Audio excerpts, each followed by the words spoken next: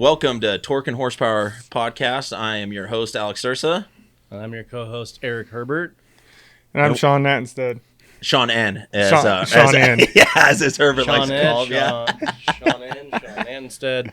Well, thanks for coming out with us today. Yeah, glad to have him. Glad to be here. It's finally a nice day outside, so we can do it. It's been snowing a little bit. Absolutely. I'm not freezing yet over here. Yeah. Me either. I'm looking over there at that heater going, that thing's looking nice. It's real fucking hot over here. The last one we did, we made him a nice plywood wall over there and a heater, so he wasn't so cold. Big guy, but he gets cold. And then the heater blew out, and there's flames on his leg. I forgot about that. We had a good little fire over there for a minute. I kept it cool. Yeah. Yeah. We didn't introduce Drew. Yeah, the Hammer Miles. Big Stick, the Hammer Miles. Yeah. He's the manager, the editor, sound guy, video guy. The guy behind the scenes. Yeah. If you hear a big thud on the desk, that's him. Just keeping things going. Yeah. He just went to 12 o'clock. Yeah. You'll hear it. That was the torque portion. Oh, shoot. So, Shawn, where are you from? I grew up in Fernley. Okay. Been there a long time. It's a nice small town. I never wanted to leave. So it's moved my wife out there from Reno and raised my kids there. Oh, okay. Yeah. Speaking of that, you guys have been together forever, right? Forever. Yeah. How'd you guys meet if she was from Reno? My best friend moved out from Reno and brought his girlfriend out one night from Reno, and my wife ended up being her best friend, and we talked on the phone one drunken night at 15. There you go. Story as old as time, right? Yep. At the party on Main Street, at a house on Main Street, we were partying. I grabbed the phone, talked to her. She came out the next day and met me, and we've been together ever since. Perfect. Hell yeah. That's awesome. Yeah, almost 31 years. Okay. Holy That's impressive. Yeah. Yeah. That's what she says, too. Yeah. Seems more like 60. Right? Yeah, exactly. So, I say the same thing. Yep. How long you been married, Eric? This is my 10-year. 10 year? Yeah. Right on. Seems like forever, but right. Yeah, 10 years. Yeah, June will be 26 for us. 26. Wow. That's impressive. That's good. Congratulations. That's good. It's been fun. It's not always been easy, but it's been fun. So yeah, this year's my 11 year, and Haley still wants me to fucking stay around for some reason. So I guess I'll hang out. Yep. Yep. People don't, and it's hard to teach the next generation. They just think it happens. Right. They're like, oh no, we're married and everything's happy, and then everyone gets divorced. Like, well, it just didn't work out. Well, wait, back up a minute. You got to put work into it. It's never always easy. Nothing good is easy. And we'll get it. I'm reading your deal right now. We'll get into that a little bit later. But it seems like she's been a huge rock for you. Oh, huge. Yeah. Yeah, absolutely. She's been it's like yin and yang. She's more right. calm, methodical. Me, I'm like, let's go. Right. Let's go big. And she's like, wait a minute. Let's figure this out. That's a lot how my wife is with everything. Like, she's always been there for me, but I'm like, you know what? We're going to buy a couple service trucks. And she's like, maybe tomorrow. Let's talk about it tonight. And tomorrow, if you still want to, you can, but we'll talk about it tonight. Yep. I give a lot of credit to her being where we're at today. And right. a lot of me going, hey, let's do this. And she's like, all right, I got your back. Yep. Absolutely. So with that being said, what do you do? I'm in the HVAC industry. I own my own company, Ultimate Air, based out of Fernley. Been in business almost 10 years. So it's been good. Okay. And what got you into HVAC? Is that something you always did, or? No, it's kind of a weird deal. My dad did heating and air for Cavallero back in the day, in the 80s. Okay. And he worked with a guy out of Fernley. Gotcha. And he started his own company, and I had a kid in high school. So right after high school, I was traveling doing work, and he had called me and said, hey, I got a job opening. I need you. You want to come to work? And I'm like, I don't know if I want to crawl houses for a living. So, But I was like, man, it's right in my hometown. I don't have to travel. I got a company truck. So I went to work with him, and here I am 27 years later. Still doing HVAC. Still doing HVAC. Yeah. And obviously it's been a good trade for you. It has. It's it's something that everybody needs, and you can't go to Home Depot or Lowe's and do HVAC. Right. Yeah. You can and it's kind of recession proof, that kind of thing. Yeah. I mean, regardless if it's the economy's down or not, you need your heating fixed and you need your air fixed. So it's every house has it. Every house needs it. Yep. And you can go to Home Depot and be a plumber, electrician, carpet, flooring, whatever. Right. You can't go to you can't get HVAC stuff from Home Depot. So it's kind of been a bulletproof industry. Yeah, I can see that, especially in Nevada too, because our summers are super hot and our winters are super cold. Yeah, So it's not like Arizona. You're busy 8 months a year, but Right. here we're busy 12 months a year. yeah, at least in Arizona in the wintertime, if it gets cold, you're still not that cold. When it's Exactly. 8 degrees outside, it's cold. For sure. Yeah. Yeah. It's either cold or hot here. Right. And what made you want to go out on your own?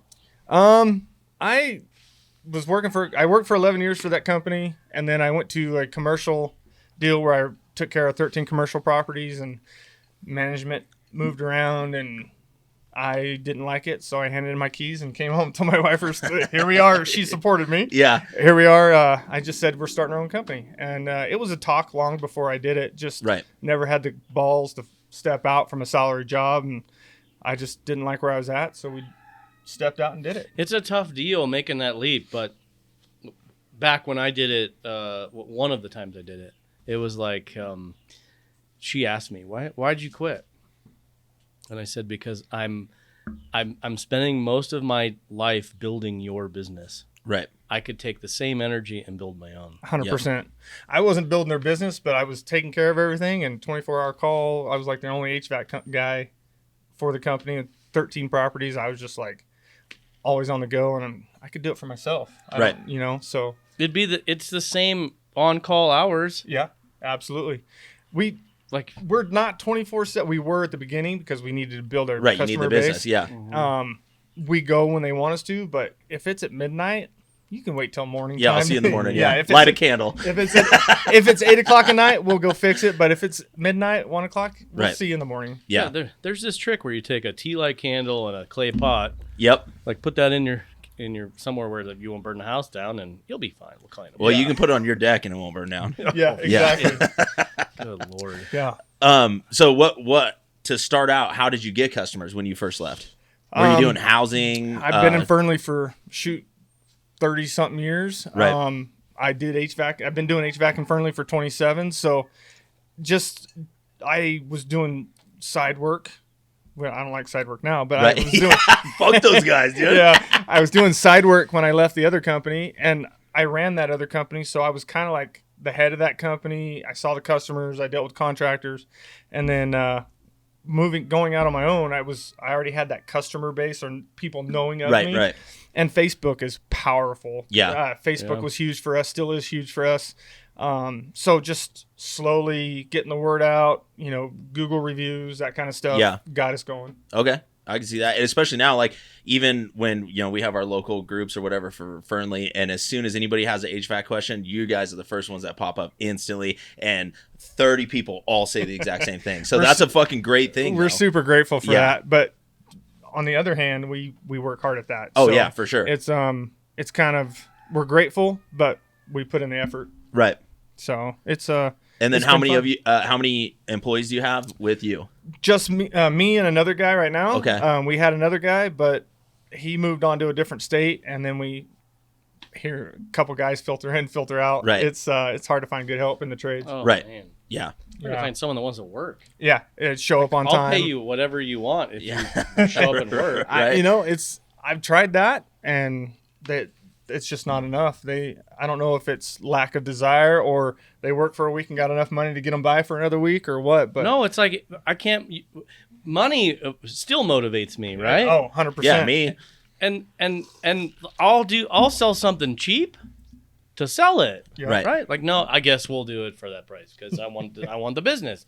I don't want to, but I'm not going to pass it up. But then people in the job market are like, Wow. Way to go, Eric.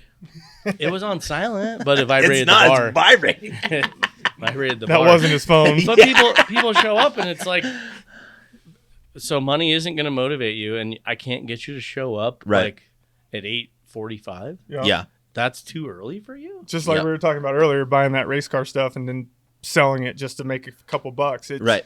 I don't need to do it. It's just I do that with the I'm equipment driven though. to make money. Yeah, I'm doing the same thing right now. Yeah, it's way harder to make it. Yeah. Quentin was on the podcast last week, and he bought a bunch of shit, and so I say, well, I'll do it for this price, but I want this piece out of it, and it's so I can sell that piece or use that piece or whatever until I sell it. And I don't know what it is about me, but I instantly am like, I can make some money off of it. Yeah. We'll figure it out. And he doesn't care because he's making money off the rest of it, and he needs it gone. So it works out good for both of us. But I'm the same way. It's just like I could probably make $1 off this thing, so I'm gonna fucking do it. I hate passing up a good deal. Me too. You know, I like winning, so I'm like, Yeah. I'll buy it. Yeah. I'll buy it. And you know, you bring Just it. don't go to storage auctions. No. Yeah, no, I haven't. You'll Well, that would be lose my your kryptonite. ever- I'm like, there might be something in there. You're Fucking gonna lose your ever loving Yeah. ass. yeah.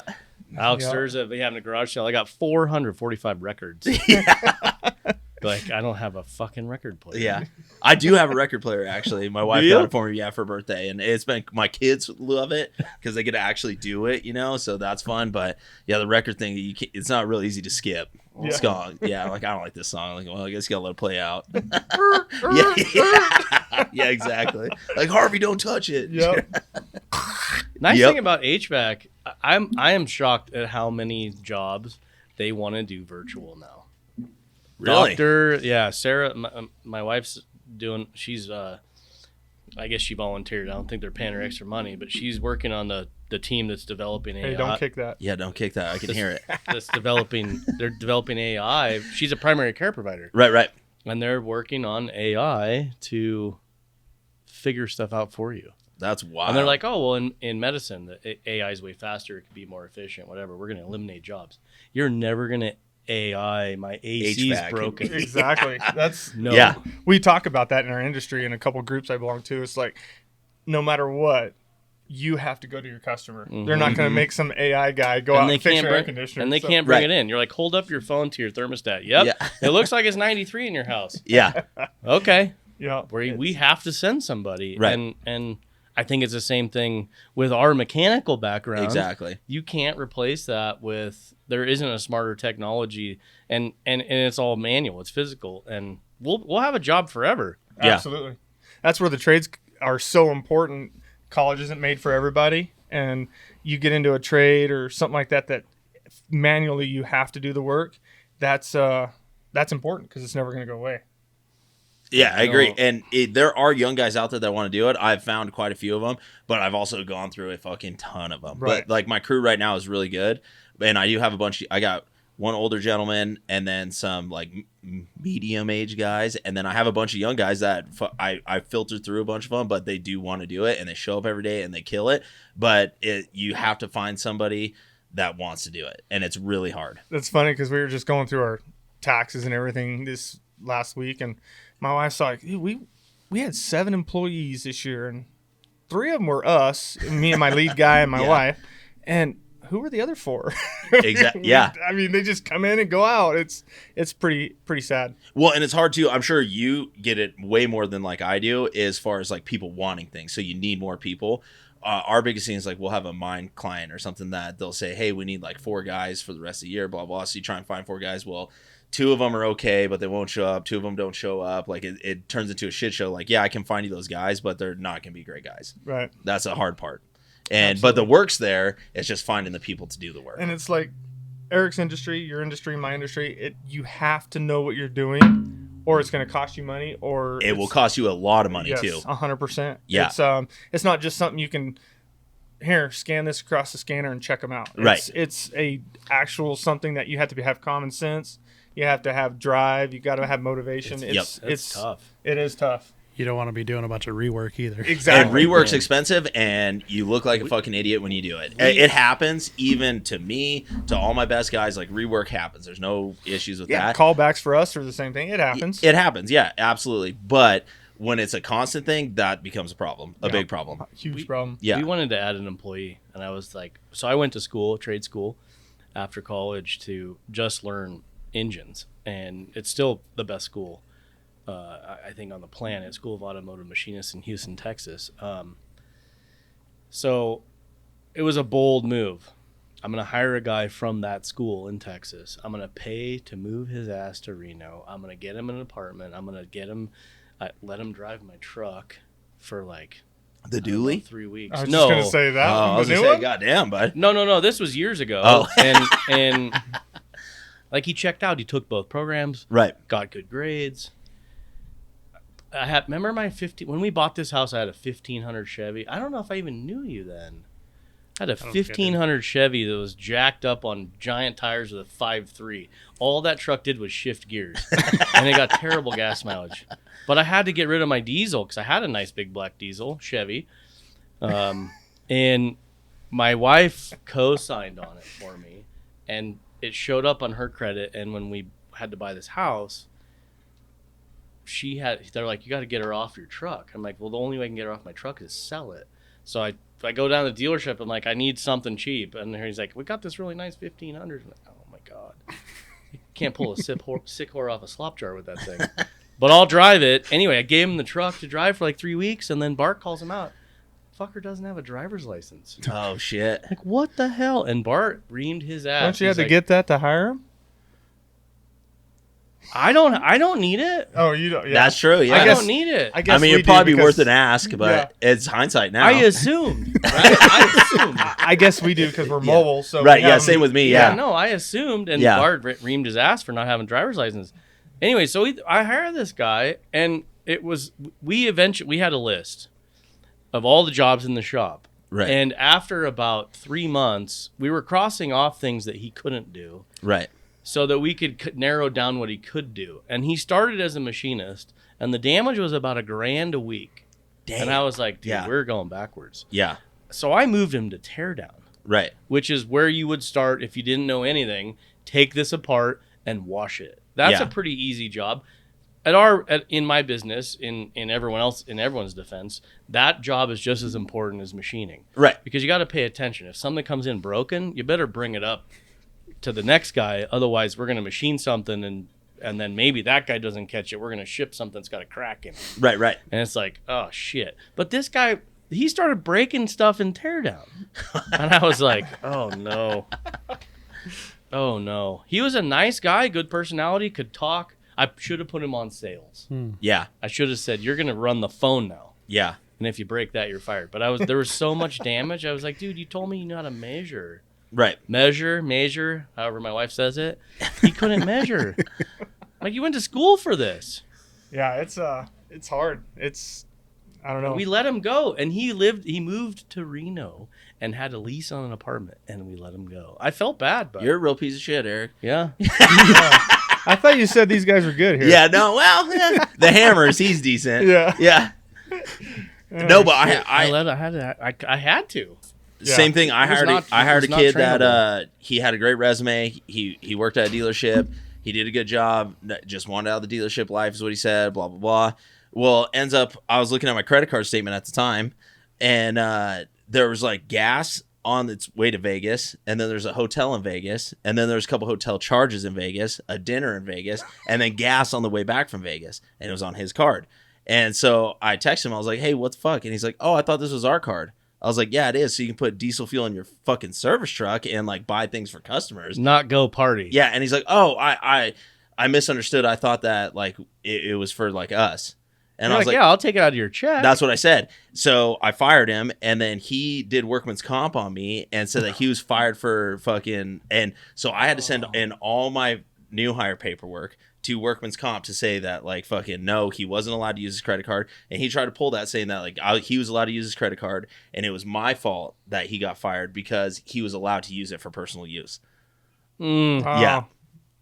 Yeah, we just hand out credit cards for personal use. Yeah, just have at it, bud. Yeah. Have a good time. Yeah. Yeah, no, this one's on me. Whatever you want. Mm-hmm. Bring it up. No. Ring it up. Yeah. Oh. Yeah. Cha-ching. Yeah, no, that's a tough one. We've had trouble with what we don't do. We have a company card. We have company cards. We do not have employee cards. We kind of have to have employee cards. It's a shitty part of the business. If I could just have like a company card, it'd be great. Oh, I get it for travel. Yeah, that's the hard part because they stay in hotels. They do well. Your ID has to match your credit card, otherwise you can't pay for the hotel. Like it becomes like an issue. Yeah, if you have to, you have to. But the guys I have right now are fucking great. We still monitor the credit cards, but since that time I've never caught anything that Same wasn't. here. We have Yeah. company card with his name on it. Right. He gets fuel, or if he Yep. needs to go buy parts or whatever. Yeah. Ever since then, I haven't had an issue with it, but it is something that like theoretically they could technically buy really whatever they want and it would be on me. Right. So it's kind of a trust thing. But Absolutely. the hard part is as soon as they get hired, you basically have to give him one because he has to put fuel in that truck to go around. And you can't expect him to put fuel in the truck because he's not. If I was him, I'd say no. Like, go fuck yourself, bud. It's not my truck. Yeah. Give me some cash, dude. Yep. Yeah. What is something in your industry that you've been noticing a change in? Common sense. Common sense. Drive. Yeah. Punctuality. Just desire. When I first came into this trade, man, I learned it, took off with it, and I ended up becoming the person that my boss was the go-to to have new people come in and train. And I trained a ton of kids that it turned around and they end up doing it what I was doing on their own. Right. Just doing a killer job. And now I'm like, dude, I know what I'm doing. Am I not training right? Or if I'm pretty easygoing. Right. But they just don't want to learn. Yeah. It's hard to find somebody that wants to do it. Yeah. And other than that, it's keeping up with the technology, pricing. I mean, it's always changing in our world. Yeah. Most trades it is changing, but I mean, we have EPA against us. So every time we turn around, we got better furnaces, we got better motors, we got better air conditioning, better Freon. It's just keeping up with the trade. Yeah. I didn't think about that. That's probably a big thing with you guys, especially with the EPA, because each, this energy guide or whatever they call it, like it continuously changes. So that's something that you have to tell people like, hey, this is what you got to get or whatever. Absolutely. Like the old Freon or refrigerant back in the day, R22, is no longer made. We're only recycling it. So every year it gets less and less and less. So the price keeps going up. Right. And you have to tell your customers, this is how much it costs, or you have to convert it. Yeah, you got to convert it, replace it, whatever you want to do. But it's very similar to cars. Yeah, absolutely. Same thing. Technology, electronics. Yeah, absolutely. Efficiency, government mandates. Even employees, apparently. Yeah. For sure. It's like 2025. We got to go to a completely different refrigerant. What are you guys going to now? I can't remember the name of it because I really haven't wanted to focus on it. But yeah, it's super explosive. Perfect. You'll be able to solder like we do now on new units, but anything that has refrigerant in it, absolutely no solder. Oh, so okay. We reverted back to what Mexico's using. They just use propane. Propane, yeah. No, it's a great refrigerant though. It's very similar. It's Yeah. super explosive. We're gonna have to invest in probably $10,000 worth of ProPress tools just to put it together, take it apart. If you got propane repairs, and acetylene. Yeah, it's Go solder that up. It's that's how you test the new guy. Yeah, exactly. When his hair's blown off. Yeah. Yeah. So it's just keeping up with it, and you're trying to educate your customers, not saying you're screwing them. This is what we have to go to, right? Or this is what you got to do, because there's a lot. I hate to say it, but the HVAC is probably, well, you've seen it on 2020 where they go in and they screw a furnace up and they have people come in and check it out, and they tell them the wrong thing just to make a buck. Right. So it's and that's one thing we pride ourselves on. We're not commission. Yeah. None of us are commissioned, so we do flat rate. Right. This is what's wrong. Either you want it or you don't. We're not trying to upsell you just to make a bigger invoice to make more money. So, and that's probably one of the reasons why we have a hard time getting employees. Because all the big companies here in Reno pay them anywhere from 15 to 20% commission on what you sell. On what you sell. Yeah. And their prices are generally two-thirds higher than ours. Yeah. Because they have to pay that commission and TV commercials and all this. I'll give you a rebate for this. So it's hard to find technicians because of that. Well, that's one thing I will say about your company, because even before I actually knew you, I called you guys out, and the first bill I got was on a Sunday, even at fucking, I don't know when you came to my first house in Poppy Hills, but it was $250 or something on a Sunday. Dude, I was like, are you you sure? I just need this thing to work. Whatever you need to. And he's like, no, that's what it is. I remember first meeting you before I even did service on your house. I think. Well, you guys used my service truck. You and Justin Holland used my service truck. We were working on a condenser and couldn't get the motor shaft out of a fan. And Justin's like, dude, my buddy Drew lives down the street. We'll use we needed a vise. Yeah. We used the vise on the back of your service truck. Yeah. And that's how we ran into each other. Yep. And then I called you and it was on a Sunday and I don't remember something was wrong with my fucking heater, but it was wintertime. And yeah, it was like $243 or something. I was like, are you sure, dude? Like, I just need this thing to work. Like, I remember the first time I walked in, he's all, dude, don't be looking at my wife. Yeah. I'm like, get on. Where is she? What is she? What am I looking at? Well, now I'm curious.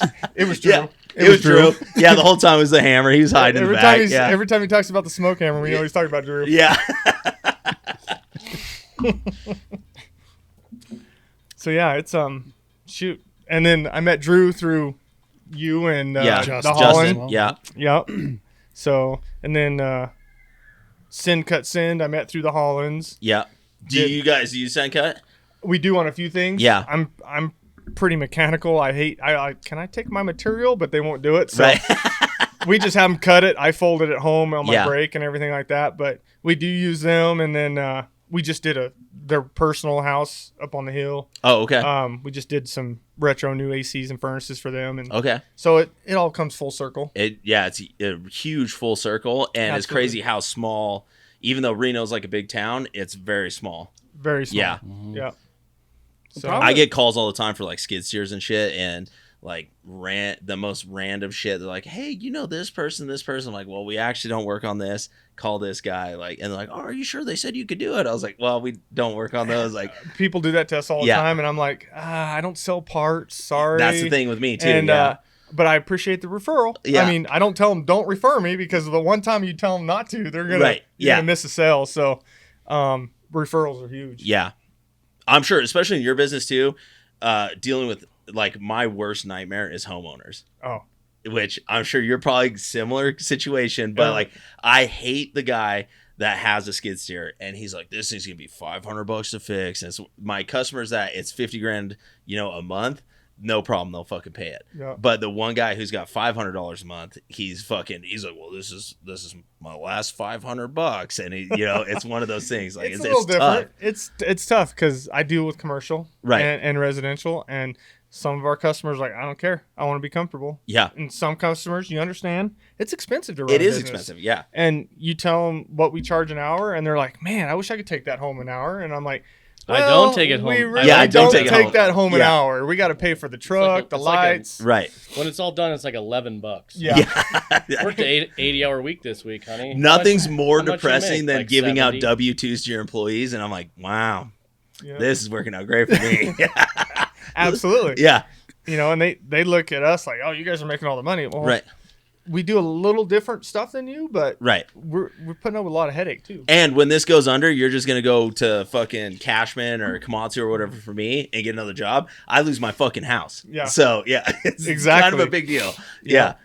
There's a lot of responsibility. There's a ton of responsibility, and they don't see that. Which not everybody's like that, but there has been employees in the past that have been like that. For sure. And they're like, I always get judged being a homeowner. why? Like, well, the homeowner. They're surprised that The homeowner's building his own deck. I'm like, yeah, come check it out. They're like, Yeah, I saw that. I mean, you should have hired It somebody. is a little bit of an impressive deck. I'm not gonna lie. when I I don't know how told many people you plan on putting up there, but I mean, when I He's putting in a 20-person hot tub. Yeah. when I told the concrete guy, like, he's like, I heard the homeowner was doing the dirt work and thought it was gonna be like a shovel and a wheelbarrow, and he was like, he bet against me. We accepted the concrete bid minus dirt work. Yeah. And because it was 75 G's. And the concrete guy's a sweetheart. Dustin Miller Concrete. Awesome guy. But they're like, yeah, we were a little nervous. We bought an excavator just in case so we could come over. You're like, that's weird. I bought an excavator just in case. we were gonna finish it. And I was like, really?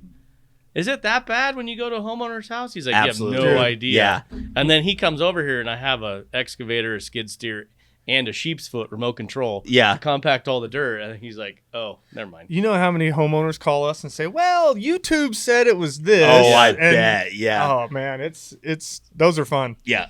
The guys that come out now, if someone says the homeowner did this or prepped it, they're like, oh, it'll probably be right.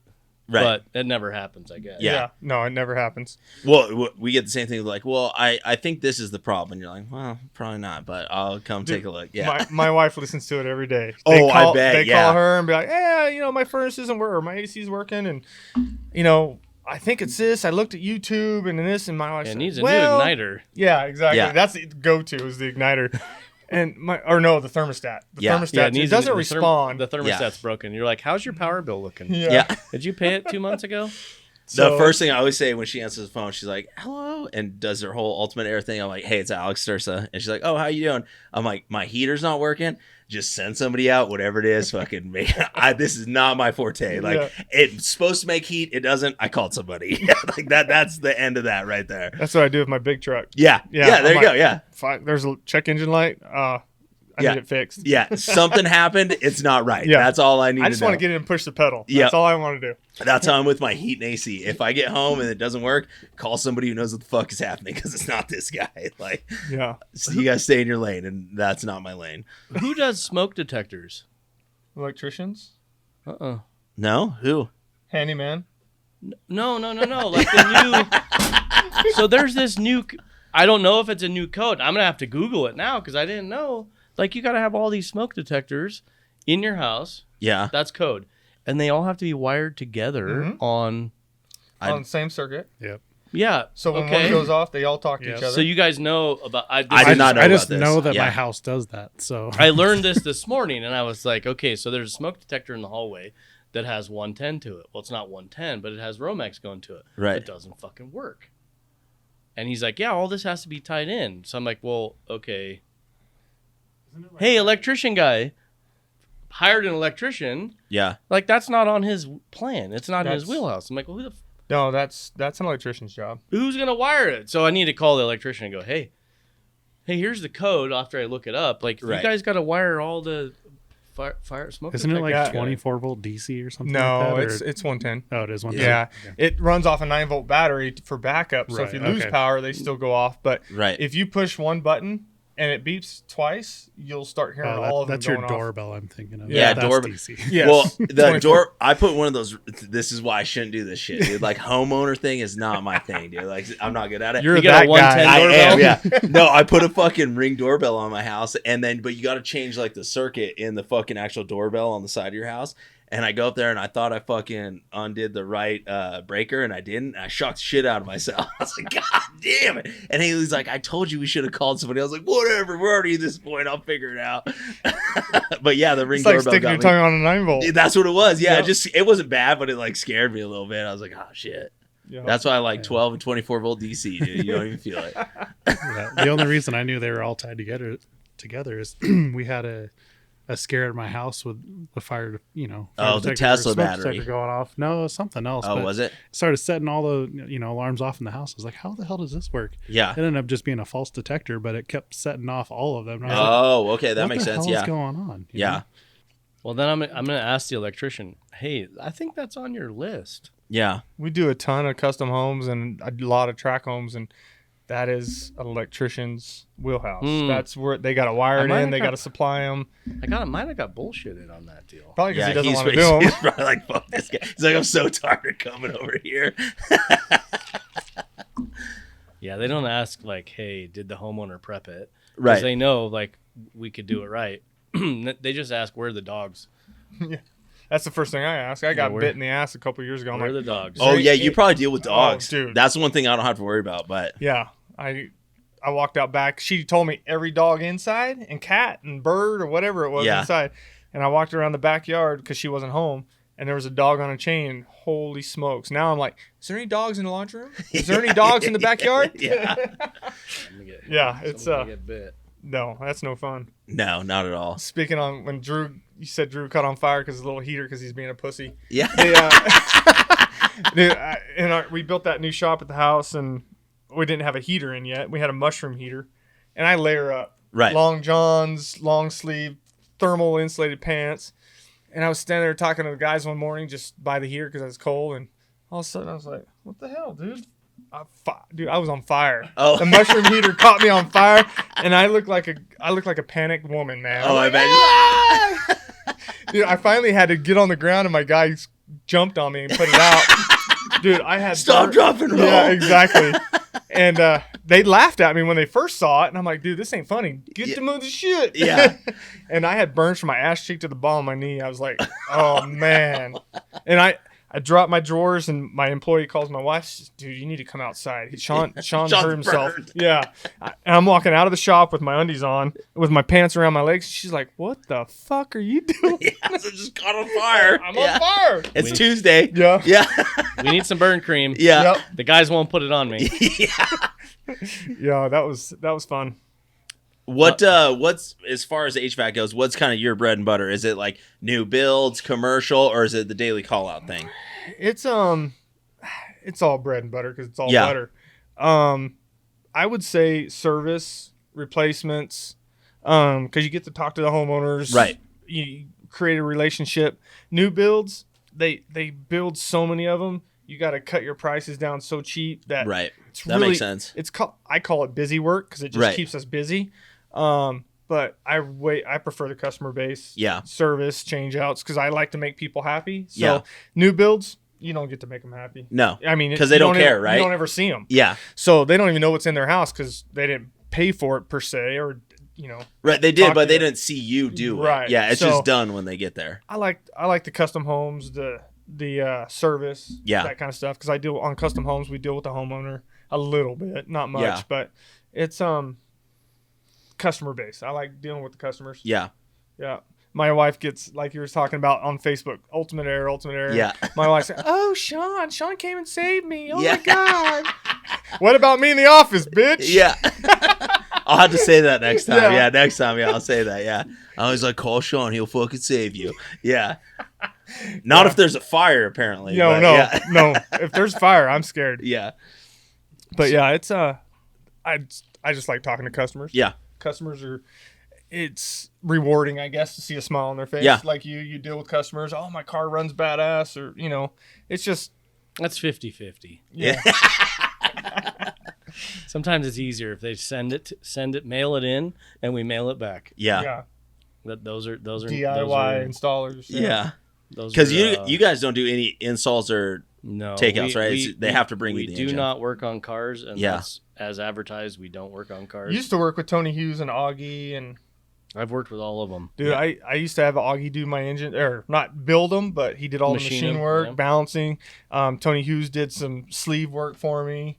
So Yeah, I worked for all the good machine shops in town. and there's I not didn't many left. work for Ames. Yeah. Oh, Oh, you didn't work for the best, huh? Yeah. No, I worked for Augie. Yeah. No, Augie is one of the best. Is he still doing it? Yeah, he might be a fun podcast guy. He would be because He's got a dry sense of humor. yeah, he does. He's pretty dry in general. Well, yeah. He remember the Bob Weight deal? The $50 is still in there from last time I rented his Bob Weights. He never took the $50 out of there. And I'm like, do I put 100 back in there and be like, hey, there was a 50 in there, you didn't take it. He's out of the building October. So he had this unit. Well, if we want to tell a story, we'll back all the way up. There's a race shop in town called Yule Brothers. That was way back. That Way was back. what, 80s? And they were drag racing. That was 80s. And Al and Augie and Tony all worked at Yule Brothers. They had a dyno. They're building motors. They're spending money. And Al was kind of like me. Well, I'm building this guy's business. I could be building my own. So he Right. bought some machines, put them in his garage. And Augie would go to Al's house and resize connecting rods all night. And like that was Augie's extra money, side job money. And then when Al got enough equipment and saved up enough money, he's like, I'm going to start a machine shop. Started Superior 40 years ago. And Augie was his first mate. And then it was funny. They had this relationship.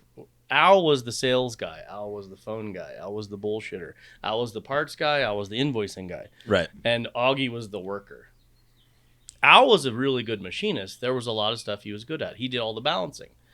And they had this fight, and one day, well, no, actually, Tony rolled around. I don't know how the time frame. Tony went to go work for EPD, and he was running EPD in Carson, engine prototype development. They did all pro stock, boat racing, car racing, drag race heads, whittling shit out of the CNC, which was a 3-axis.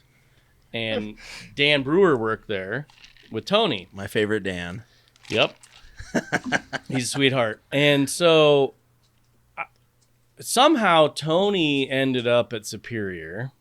And when I was going to college, I actually was building engines out of my garage. I used Augie to do my machine work. And then my garage business got shut down by City of Sparks. I remember you talking about that. Yeah. So I went to go work for Superior as their teardown guy. And one day Tony's like, this is a hostile takeover. I'm buying the company. Oh. I'm buying Superior and paying this price, and I'm going to own Superior. Because he didn't like the direction it was going. And Augie and Al actually said no. And so Tony went and started Hughes. Yeah. Oh, okay. Immediately. Like the next day, like, okay, if you won't sell the business and let me run it, I'm going to start my own. And Tony got people out of EPW, or not EPD. EPD. And that was Hughes. And then Al was like, I've had enough of you. Or no, Augie was like, I had enough of you, Al. I'm going to buy the business from you. And so Augie kind of did a hostile takeover and ended up with Superior Machine. And Al immediately went into building guns. That was his like side hustle. That's kind of weird. He was like, we had. I guess it's machine work. When I worked it's machining. When I worked at Superior, we had these like military crates of like unfinished ARs. And Al would like wait till everyone went home, and he'd be down there at like 9 o'clock at night machining out lowers. And he's like, "Okay, I'm gonna go home." And on the CNC machine. Well, we didn't have a CNC at Superior, so Al went home, took all his guns, and he was like hog heaven. Loved it, making a ton of money. He was blowing out no serial lowers at the gun shows. He's like, "Oh man, I work my own schedule. I'm loving life and making a ton of money." And Augie was like, "Yeah, I'm happy. I'm the guy at Superior." And then about 5 years later, Al died of cancer, and Augie's like, "Fuck this. I need a counter guy. I need a parts guy. I need someone to talk to customers on the phone. I don't get to build anything now." And it's like, it's interesting how shit changed when you wanted to make a change. And anyway, Augie got leukemia. Oh shit! 2 years ago, like right after COVID, and he got really sick. I heard he was on his way out. Yeah, I mean, as far as the business goes, Right. I heard. Yeah, not that. Well, there was a moment where we thought he might be on his way out. In general, literally. Yeah. And he beat it, and he got it back together, and then they like doubled the rent at his unit. Oh, okay. They're on He's Freeport. like, yeah. He's like, I can't physically. It doesn't pencil anymore. Right. And so he gave them notice that he'd be out in whatever, and then the commercial property market dropped, and they're like, okay, we'll give you this for another year.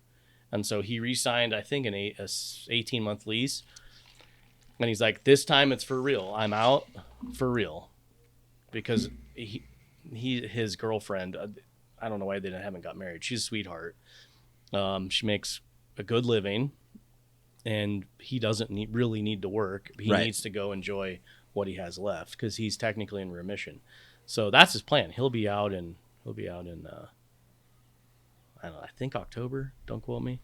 Good dude. We chat. We both borrow tools from each other when we have some weird project. Because there's not a ton of machine shops left anymore. No. Yeah. It's kind of done. The Nobody Ames even does closed. balancing around here. Eric does. No, Drew does. Drew does. Oh, Yeah. gotcha. Yeah. The hammer does. We do. That's we do the counterbalance everything- over there. Yeah. And let me see how this crankshaft works. Yeah, no, we do everything except crank repair. So if it needs weld, nitride grind, we send that to Marine Crankshaft in LA. That's just another business. Ames closed. I think there's a. Do you guys use like B&R and SAC ever for big heads, or you just don't take big heads in? Because I know I learned a lesson with big shit. Is I tried to send it to someone else, Right. and they sent it back to me. Oh, really? They're like, we don't work on that shit. It's too fucking heavy. I was like, That's my problem with you. Andrew. Have we told you no? No, you never have, but I don't bring my big kit to you. I send it to B&R because every time I unload a 6.7 head with you, you're like, don't you work on anything made out of aluminum? We're working on 6.7 right now. Yeah, I know, but that's Don't the tell biggest. him. Don't tell. No, but I use B&R and SAC for like the big shit, and they've always been really good.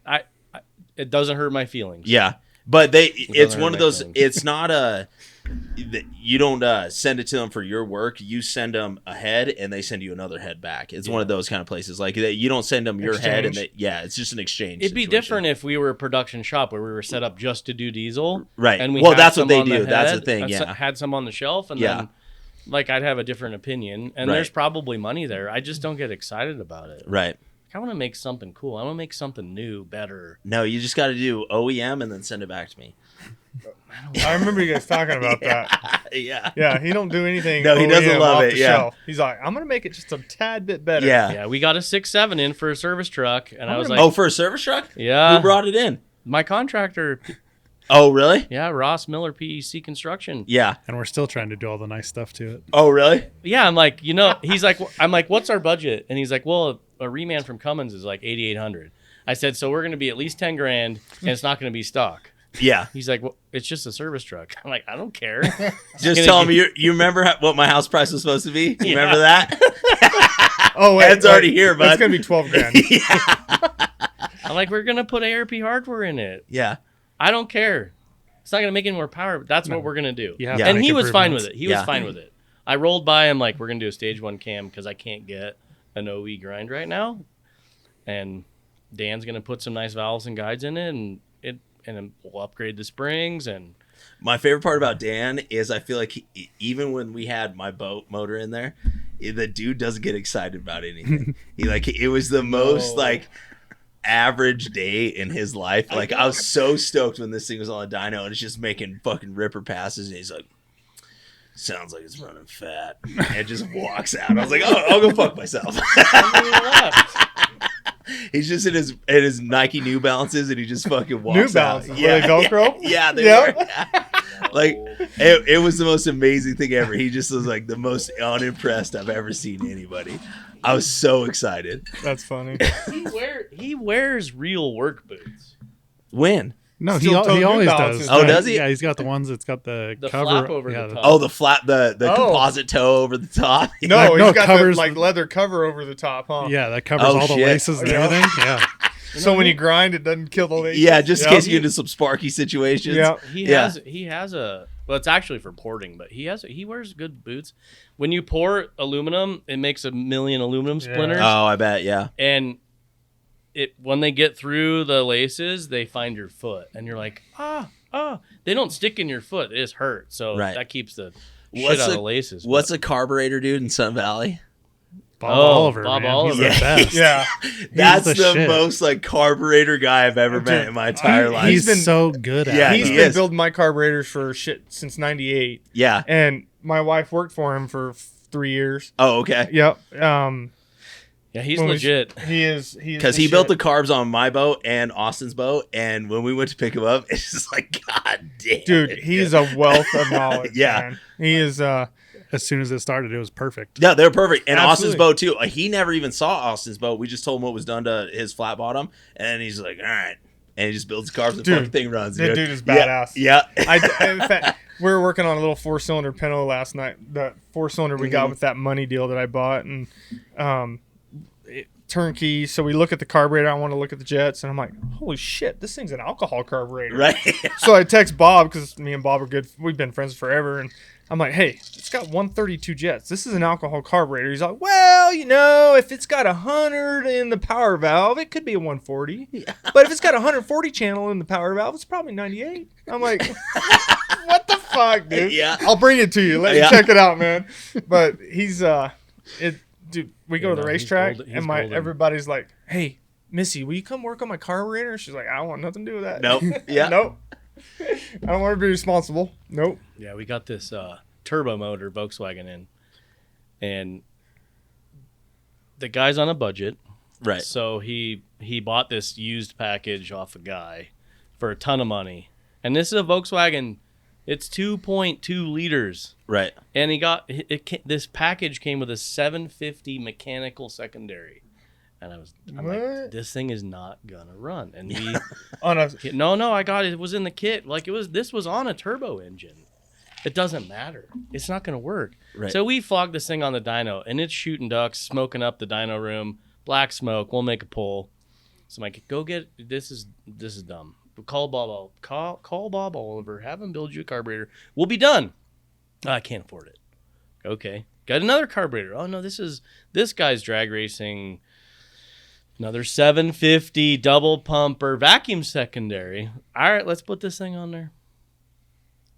And I didn't even call Bob that time because I feel bad wasting his time. Right. And yeah. he'll talk to you forever. Yeah. You get him on He'll the phone. give you his time. Yep. And this thing, it makes a shitty pull. And now we blew up the motor. Okay. Send the motor back. Fuck. Broke a cylinder. Send the motor back and Hydro-locked it. Yeah. Just pouring fuel in that motherfucker. Yeah. Like, okay, fix the motor. Well, I got this. Another guy that sells turbo Volkswagens has 2-barrel Holly conversion. I'm like, okay, 2-barrel. Now this is We might be talking. Yeah. This is reasonable. Yeah. They rebuild the motor. They bring the thing back, dressed for the dyno, and it has a dial-a-jet on the Holly. And I'm like, what the fuck is this? Where did this come from? So I Google it because it has a website. Right. Website shut down. I'm pretty sure this didn't work. But we'll give her a go. Customer calls me. He's like, hey, just so you know, you just turn the knob on the top and you don't have to change the jets. Yep. Like we'll just do the math. Yeah. And so there's a conversion chart for like 2 turns is a 68. It's like an Main electron carb on a YZ250. Yeah. It's are you It's kidding like me? Willys carburetors. They have the dial-a-jet on the side of them. Yeah. You can just Oh turn my it from. You don't even have to take the thing apart. You just turn the freaking knob and You go up to Tahoe, you fucking shut her down a little bit. Yeah. This is stupid. We tried to make a hit. It made $2.99 at the top, and at the bottom it was 11.3 air fuel. At the bottom, it was like 14 air fuel, and in the middle, when the boost comes on, it was 9, and it was blowing black smoke. And I'm like, I'm done. He's like, well, you can adjust it. I said, adjust what? Adjust it for where you're going to drive the car or where it's going to idle. Right. Because I can't do both. It's one screw. Yeah. And, oh my God. So guess what? Finally, they gave up. I'm like, send this to Bob Oliver. Have him fix it. He's like, oh, cool, 2-barrel. He's like, what the fuck is this? We're going to throw all that shit in the garbage. We're going to put a normal metering block, normal main jets. Some kick-ass boosters. Yeah. Just, we'll fix it. We'll make it work. He's going to have to pay money. But I'm like, dude, there's no point. It's honestly not that expensive either because you don't have to fuck with it ever again. No. It just runs. But this guy's like 3 dyno sessions now, and we blew the motor up. And he's on his And 2 third carburetors carburetor. down. Yeah. I told you, like, just call Bob, like $800, we'll bolt it on and send it. No, I can't afford it. Well, you can afford a lot of dyno time. Yeah, I was going to say, I think because the boats are dumb and they like fucking dual carbs and shit, and we have my carbs fucking tuned Bob does. Yeah, you have 2 750s on there with like the smallest jets possible. Yeah, yeah. But boats love that shit for some reason, and we told him what it was doing, and I think it was less than $1,000 out of all that. And as soon as it torched off, I think we might have changed one jet size when we dynoed it. But other than that, it would have ran perfect the way it was. So you probably leaned it out one jet. Yeah, size. we leaned it out one jet size. Yeah, we leaned it out one jet. Bob always jets him a little fat. Yeah. To cover his ass. Yeah, which I totally get. No. I wouldn't want to lean a motor up and blow it up. So he always jets him a little fat. And yeah, I think we leaned it out one jet size, and it made the best dyno pull leaned out one jet size. But the thing ran perfect. Austin's boat, we've never fucked with. We never dynoed or anything. We leaned it out. Or no, we didn't even lean it out. We just put them straight on. Fucking thing runs great. And his was less than $1,000 and mine was less than $1,000. Like it's worth the time. Just fucking give it to him and the thing's gonna run. It's gonna run great. Absolutely. Yeah. I did the same with the the Super Bee. I mean, my grandpa's always had problems with it. Just never wanted to, idle, start right or anything. Sent it to Bob. He rebuilt the carburetor on it. Put it back on there. Very first time. It was like the very first time I've heard the car idle like without having to fuck with it when it's cold. In like 35 years. Yeah, because I mean even cold everything is just perfect. Yeah. I was like, are you kidding me? That's all it needed. That's was all a it needed, rebuilt carb. And, yeah. Just dialed in because he did some work because obviously with ethanol fuels, right, you have to richen it up a little bit during the transition and stuff. So he fixed all that stuff. Runs perfect. Yeah, it just runs. He's so good with he's got a knack for that trade. He's been doing it 40 years, close to 40 years. And when I first met him, he was on Freeport. You remember that? Right across the street from Augie. And but he's he's busier than shit all the time. He's And, golden.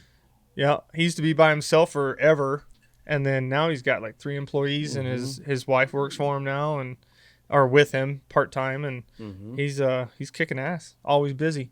Speaking of carburetors, why do you need carburetor work? What do you got? What do you got going on for hobbies? Well, we don't. I don't. We It's a hobby. Right. We run stock cars, modifieds around dirt circle track. My wife and I both do it. We race in the same class. It's fun. It's spends money. Yeah. You gotta have something to spend. You gotta have something to spend money on. Yeah. You gotta have something stupid to spend money on. So we You know Bo Reynolds? Oh yeah. Yeah. Oh yeah. Reno is small. Yeah. Reno is small. I know Bo. He was a Snap-on guy, right? Still is. Still is. Got number one in the U.S. twice last year. Oh really? Yeah. Nice. My wife met him. I met him through. He's a Snap-on guy, and he got number 1 in what? Sales probably. Sales. Yeah. Not my Snap-on. My wife guy. met him through competition carburation. Oh really? She used to work there, and that's right. He'd come in there and sell parts for whatever to Bob or tools to Bob, and that's how she met him. And I think I got a couple Snap-on like Bluetooth speakers and shit like that. But he's a nice guy. Yeah, he races too. Yeah, he races a B mod. None of these guys will let me build him a motor. Or So sell him one.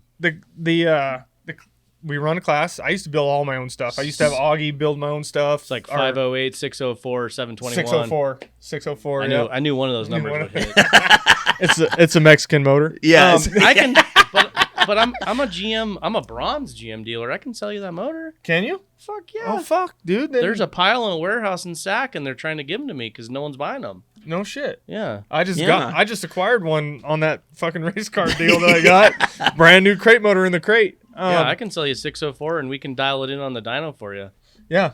And the exhaust on the dyno is right at at the strip club. It's great. Yeah. Yeah. The boat motor worked out good. We can. The only deal is you being a dealer, we'd have to call IMCA and have them send you seals to seal it because we got to seal it. Yeah.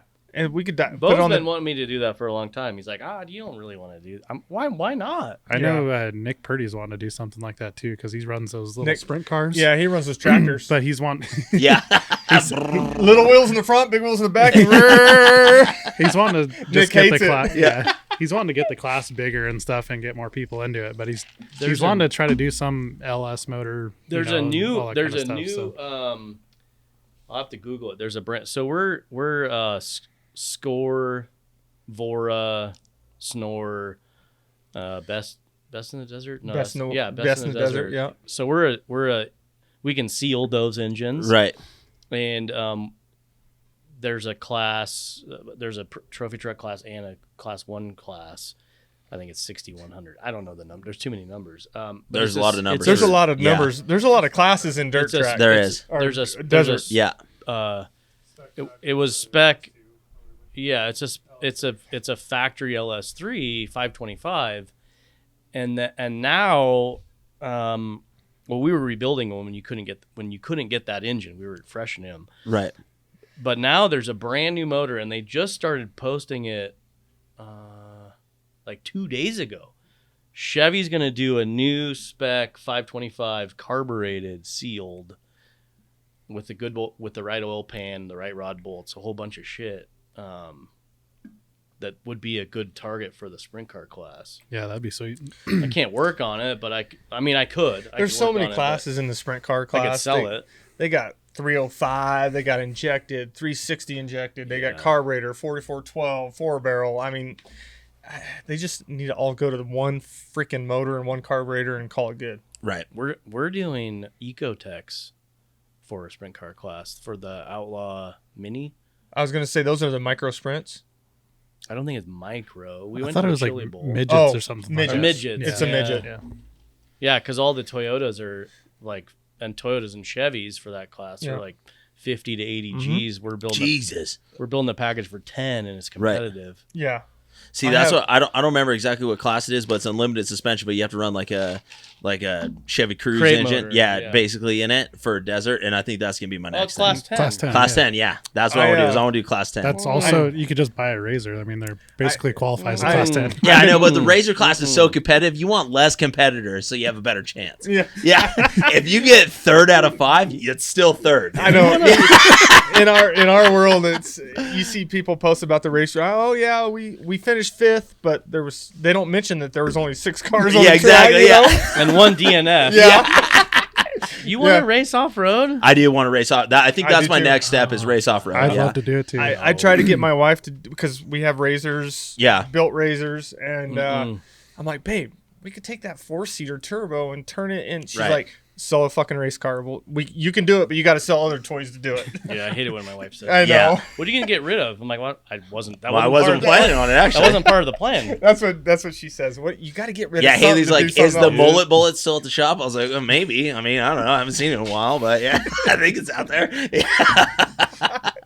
But yeah, I think desert racing. I would like to get my kids into it, especially my older kid, because he's not as aggressive on a bike as my younger. My younger kid is definitely gonna race bikes. Like he's fucking good at it. He has that like killer drive, and he wants to do it. My older kid really doesn't know what he wants to do, but I think like he really likes doing off-road stuff. Like in the Razor, he has a good time. You can go as fast as you want. You never get scared. Like he's ready to get it. So I was like, I think off-road racing is maybe his thing. I'd love to do it. Yeah.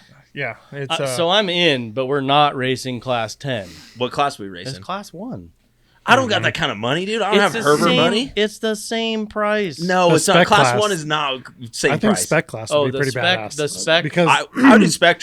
I those do are spec still class. like you know, big suspension. Right. I think you're limited you to could do- 30. You're It's limited to 9s or wheelbase 40s. too. Yeah. It's a class 1 car with a 5.3, 525. Exactly. Or not Yeah. 5.3, 6.2, 525. Yep.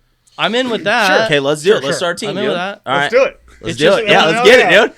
Everyone's like, Put oh, Herbert the- Machine Yeah. Ultimate Arrow on that motherfucker. Yeah. the- Little DBM sticker on the DBM, back. yeah. I'll be a small supporter.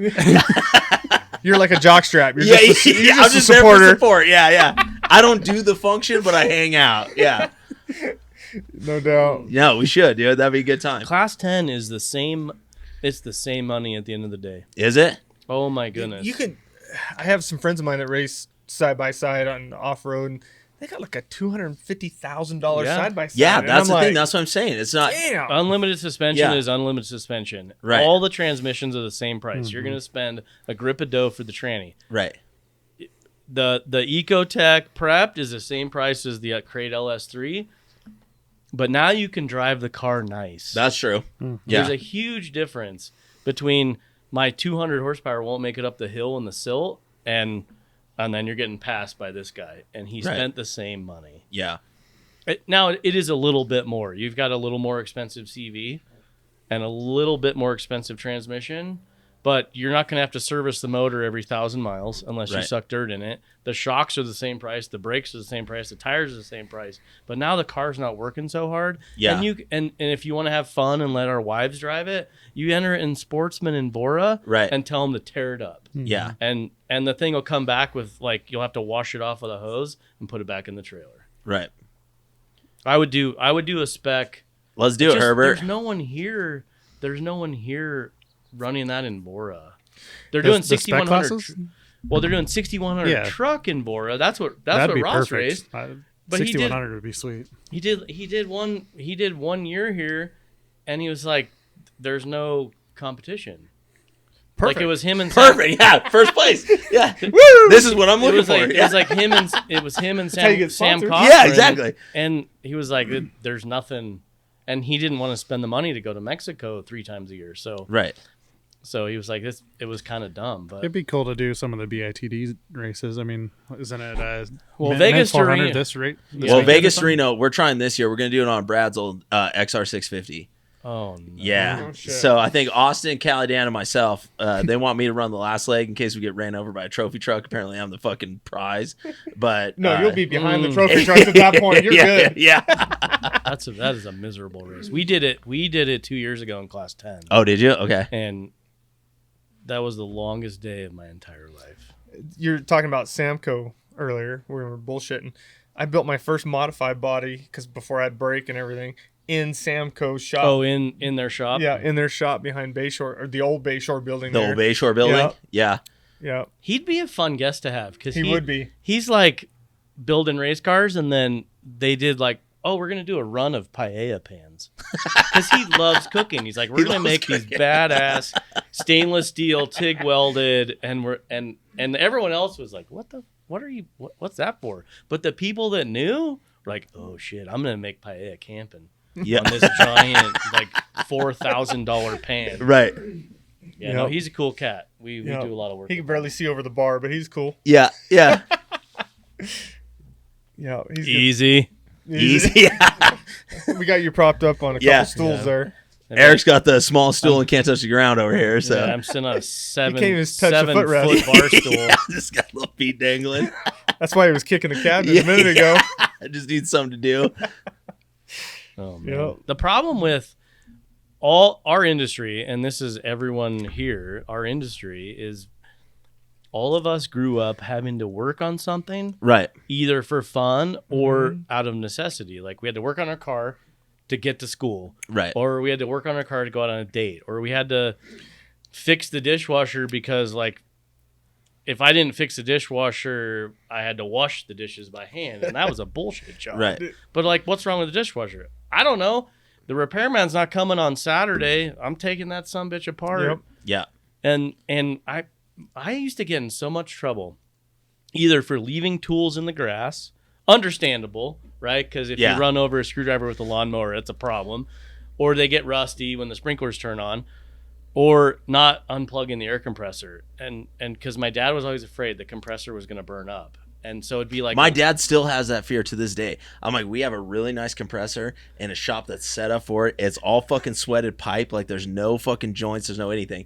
And he's like, unplug that air hose. I'm like, I'm not fucking, you leave at 3:00. I leave at 6. I'm not unplugging the fucking air compressor, dude. It's not going to happen. Like tomorrow when I come in, maybe the thing's running 4 bowl. Maybe it's fucking stuck, or it's probably fine. I'm going with probably fine. But if like it'd be 11 o'clock at night and I was in like 5th grade. And I'd be in bed 11 o'clock, and I hear the compressor kick on. Yeah. Oh, fuck. And I knew my dad heard it too. Yeah.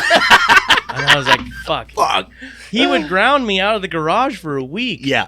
For not unplugging the compressor. And I was like, I'd mope around. Yeah. I remember being in the 6th grade, and my neighbor had these 2 Kawasaki 50 like Fat Boy bikes. Mm-hmm. Yeah. Yeah. I don't remember the number on them, but they were like 50 Fat Boys. He's all, this one's complete. This one's a parts bike. I brought it home, took it all apart, got it running, and my dad's like, "You ain't riding that when we're not home." Yeah, like, give me the key. I'm like, "Okay, Dad, here's the key." Yeah, and then you figured out. I took the other bike, took the Molex plug apart, figure out what wires touched what, wire none of them together. I rode that sumbitch all summer long. Yep. You have the key, Dad. I've been riding it. I didn't ride it, Dad. Nope. Didn't ride. I never took the key. My first vehicle. I got it for free. It needed a front hub on a Subaru front wheel drive. It had a stripped hub. Dude, I didn't fix it. It was parked in the garage. We were trying to work on it. I took that little 50 without a key. Right. All the way up to Speedway Auto Salvage with a backpack. Got a hub. Took it home. Put a hub on it. Parked the bike. Took my neighbor's license plates that he gave me that still had registration. Right. We didn't have to turn them in back then. Yeah. And put it on the car and drove it all summer long with fucking fictitious plates. And my parents were like, why? I don't know. Sure, it's got plates on it. Why do you need the radio working in the car? You're not driving it. I'm like, I don't know. So I can sit in it. Yeah. I like to listen to music outside. Yeah. Yeah. Man. It's good stuff. Yeah. The shit, I wish I could tell my parents the shit I did back in the day. The funny part is I've slowly been like, as me and my older sister have been slowly been telling our parents like shit we used to do because we lived up in the Bumfucked Egypt. Yeah. And we've been slowly like telling them the shit we used to do because I was really good at just like being like, okay, yeah, I'm not gonna do that, and then I would just do it anyways. My sister would like throw a fit about it, so there was a little bit of contention between her and my parents, but it really there wasn't really with me because I'd be like, yeah, no problem, I'll just go to bed. Well, I didn't go to bed, I just went and did what I wanted anyways. They just went to bed, and so we've been slowly fucking telling my parents what we did, and it's actually been a lot of fun. Like it's been a good time. They're like, are you serious? They're like, we had no idea. Well, we had this neighbor. Which right now, me being an adult, if someone was doing this to me, I would fuck those kids up. Like we used to like ding dong ditch people and shit in the middle of the night and ride quads and shit. Well, we had this neighbor that we used to ding dong ditch nothing against religious people. These ones were just real religious, like God-fearing some bitches. Yeah, huh? real hardcore. Well, we used to ding dong ditch him in the middle of the night, and then one night they ran after us. Like he got in his pickup, hauled ass after us. Well, we were all in our quads, and then the next day, my mom was like, "Hey, these guys got ding dong ditch. Like, will you go help them out?" And I was like, "Yeah." And the guy was like, "Yeah, they took off on 2 Polaris quads. Well, they ended up being Bruner's quads." And fucking, it was Did us. you ride those over there? Yeah, we rode them over there. And I was like, that is weird. I was like, I actually don't know anybody with those quads. He's like, yeah, I saw them. They went to the mud bogs and then took off across the street while we were going over to fucking Drew's house. And so we crossed the highway, and it was us the whole time. But like, it's been super fun to be like, you know what, that was actually us. I remember my brother, we went on vacation. My brother stayed home, and he threw a huge fucking party at the house, and it went for like a week, and then my dad found a beer bottle in the garage. Yeah. Got smoked. He got caught. Yeah. Dude, so grounded. I couldn't do shit that my brother got caught He's for. like, we don't drink Modelo Yeah. over here, dude. Yeah. My dad didn't drink, so he's like, whose beer bottle is that? Yeah. So That I was is like, weird. I Now know. that you say that. Yeah. I was like, you know, dude, my parents are gone. Let's throw a party. It was like Yep. Weird Science. You seen Weird Science? Oh Yeah. yeah. Hey, I awesome invite movie. 6 friends, dude. I open the front door and there's like tons 400 Of, oh people yeah. show up. Dude, we had a huge party. Had a couple of my big buddies bouncing. Hey, take care of the house. Yeah. Make sure it's good, dude. I got to tell my parents that about 10 years ago, and they're like, "You motherfucker! Yep. You did what?" I'm like, "I learned from my brother what not to do." Yeah. Yeah. We cleaned up. Yeah, we made sure everything was gone. Yeah. Drew's dad gets home one day. Well, Drew had this potato cannon that he made, and it was attached to like this 60-gallon tank. Despite the fact that we shoot this D battery out of it one time, goes to the side of a camper, and a naked lady runs out of this camper. Oh shit! Yeah, this is a different story. We want to hear about the niggas. yeah, we decided, you know what? We'll fill this fucker with gas, and we'll light the tip of it, and then fucking torch this potato cannon off. And so we've been doing this for hours, right? Well, his dad finally gets home, and I was staying the night. I'm sleeping on the floor, and Doug comes in. Mr. Moss comes in, fucking Van Dam's the door open, and he's like, "What, Drew? Why the fuck does it smell like gas outside?" And we're like, and I was like, "Oh, I'm sorry, Mr. Moss." I was like, "I tipped my bike over in the garage, and it fucking spilled all gas out, and we were inside, so I didn't know." He's like, all right, whatever. Well, this whole time we're going to torch it. So my mom ends up calling me, No, and she's it was my aunt. yeah, it was your aunt. Yeah, she's like, "There's a fire at Doug's house." She's like, I see fireballs from across the valley. Yeah, this fucking us torch this potato cannon off full of fucking gas. It made a great fireball though.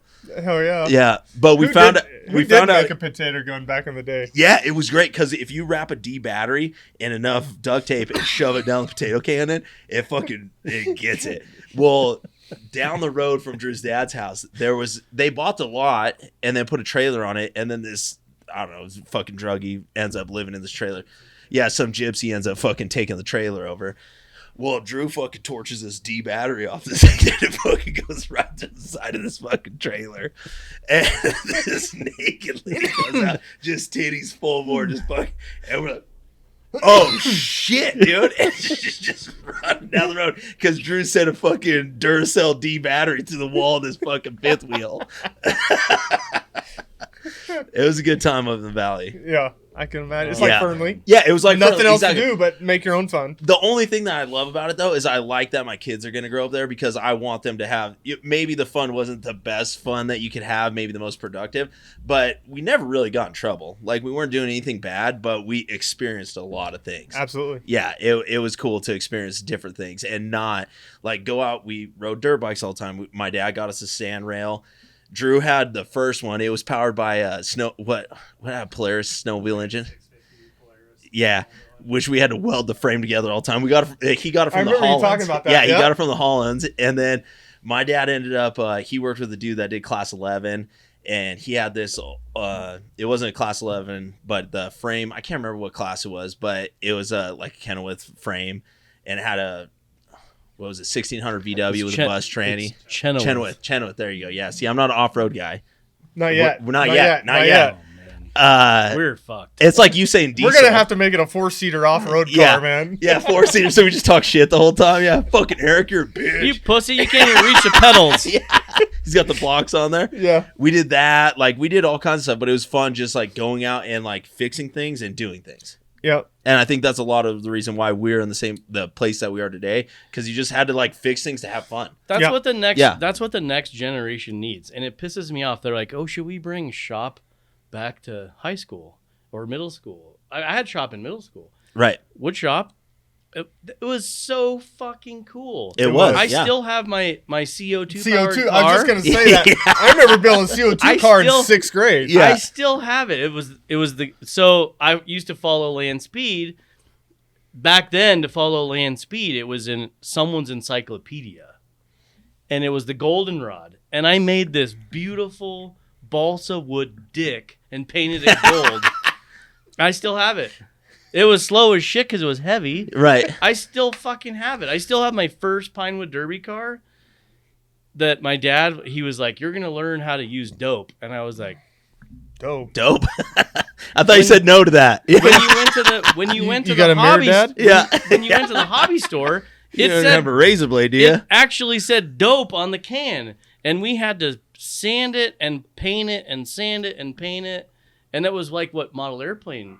Right. That's what you used on model airplanes. My dad grew up building model airplanes. He's like from scratch, like really scratch. Like you're gonna cut the balsa wood out to make the wing, and my Pinewood Derby car. I still have it. It's badass. It was too fucking heavy. It wasn't fast enough. But Right. I still have it because I remember my dad's like, "Nope, you gotta sand it again." But we grew up with like the dishwasher's broken, the lawnmower won't fucking start. Like that's when I Right. learned the propane torch trick. I know you guys all learned this. The fucking plug's fouled. We don't have another plug. Absolutely. Yep. We got to mow the grass. We get the propane torch Burn off. that motherfucker off. You turn into a glow plug, and then See, my trick was you just brake clean the fucking spark plug off and then squirt a little starting fluid down the hole, spin her back in, and she'll fucking torch off. that'll work. Yeah. We didn't have brake clean back then. Yeah. My dad worked at Cashman at the time, so we had an endless supply of cat yellow, Yellow cat and black, and brake clean starting fluid. Yep. Yeah. That's what my sand rail was. It was cat yellow and cat black. The first power propelled mower, because my grandfather said we couldn't have one. When my grandpa died, I got a power propelled, because I used to mow lawns like at 13. I bought this power propelled mower at a garage sale. Like that was for my business. Yeah. I fucking rode on top of it. Perfect. Like try to steer it with your ass. I sat on top of the motor. You Like just like the vibration. Yeah. no, Woo! I was like, this is my riding mower, bitch. Yeah. But- Do you still have the balsa wood boat that you built? Yeah. Yeah. Drew built a shovel head style fucking flat bottom balsa wood It's a boat. pickle fork. Yeah. But No I- shit. And then I took because we had nitro cars, so I Right. took the nitro motor out of that because Put I a prop had on it? upgraded. Yep. Oh shit. Yeah, see, it's just sitting in my garage right now. I remember back in the 7th grade wood shop, back then, I built a fucking crossbow. Oh, surprise, Dude, motherfucker. Yeah, it had I still have it. It Yeah. sits in the attic. It's probably not straight anymore, but Right. it And had no the one's- whole no fucking one's- wire and the arrow and No one said nothing. No, nothing. not a word, dude. Nothing. Like, don't Yeah. cut your fingers off. Yeah. Yeah, Don't was shoot it. anybody in class, okay? exactly. Yeah. My wife's like, "Why do we keep?" I'm like, "I built this. I'm keeping it." Yeah. You know, No, it may not. we need that back. Yeah. You Yeah, do we need do. it back because for Fuck. We like- need to take away the electronics and yeah.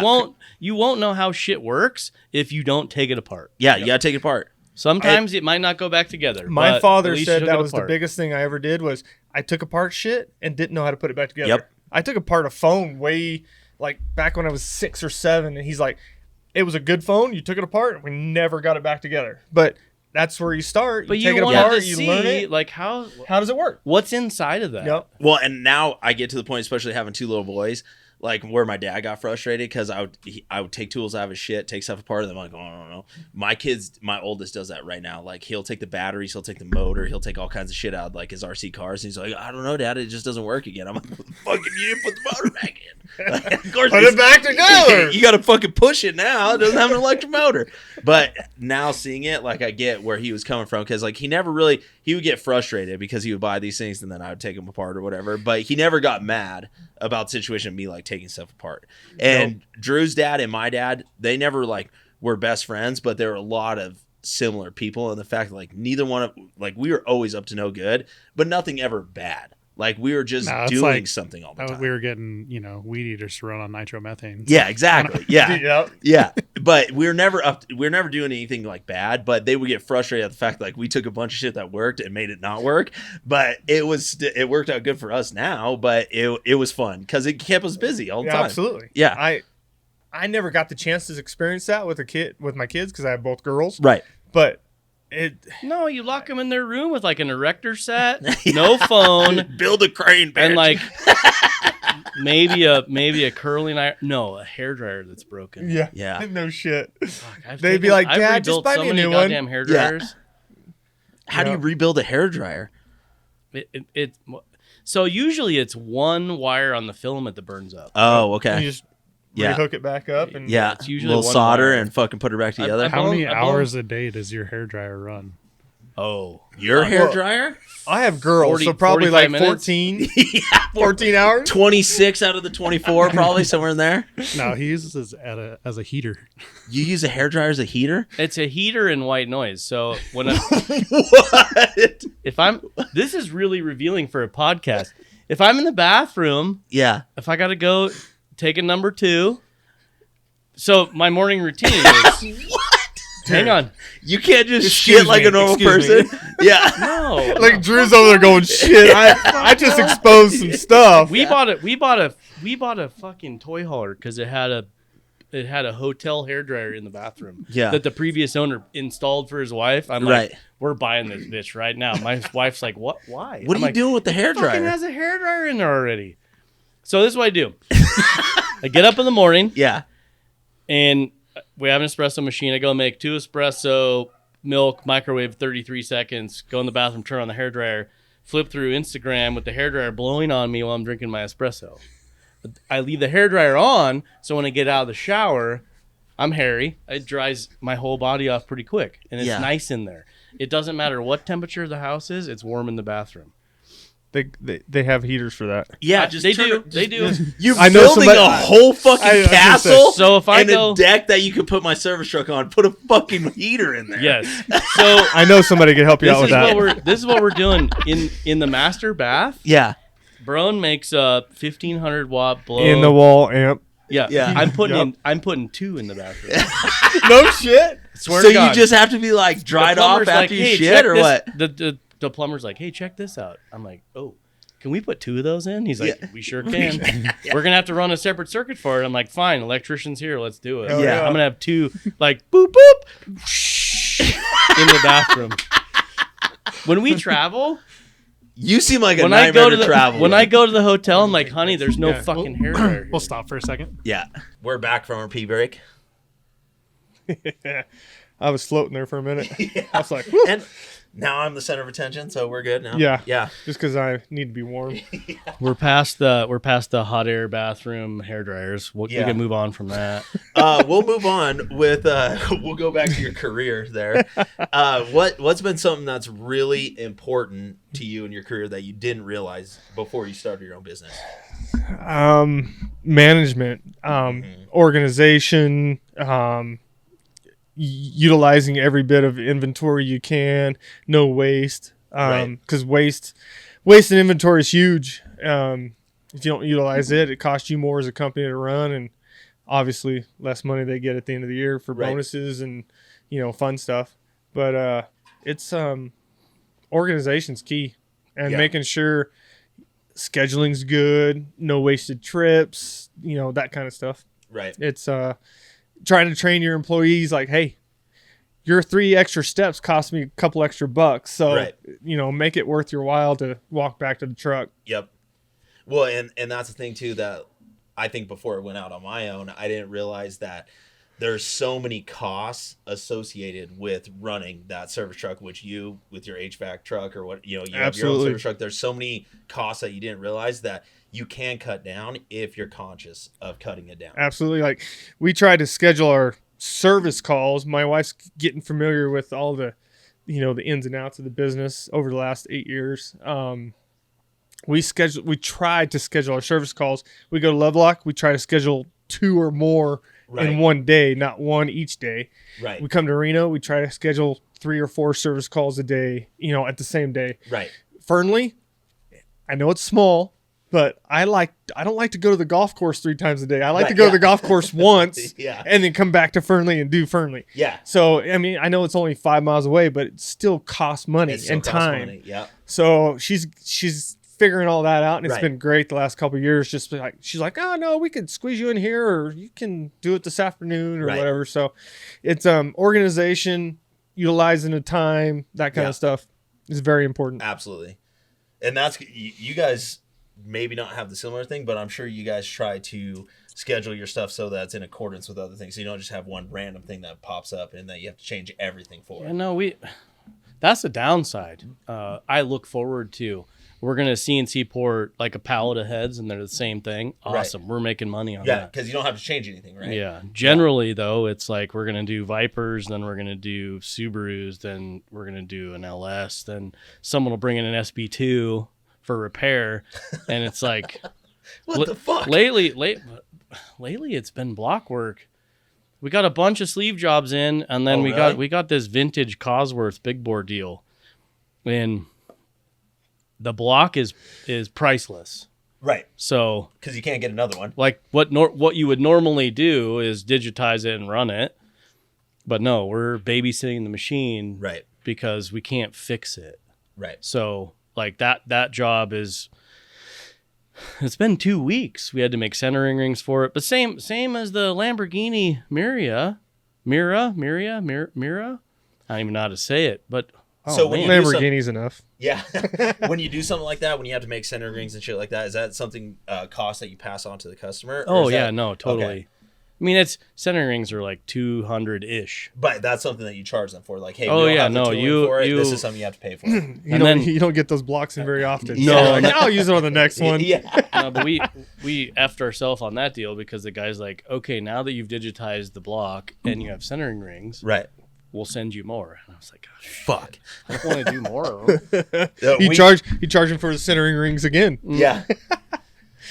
We I run don't into have that to, a little bit though but too with the aftermarket stuff, especially like old transmissions, because I have Bill there and he does all of our rebuilds, whether it's engines, transmissions, axles, diffs, anything. And same thing, he'll make something like we do a Send Cut makes us a ton of shit for custom tooling. Yeah, jig for that one job. Exactly. Well, then the customer's like, "Oh, you guys did that one? Well, I have fucking 2 more to do." I was like, "I don't want to do this 2 more."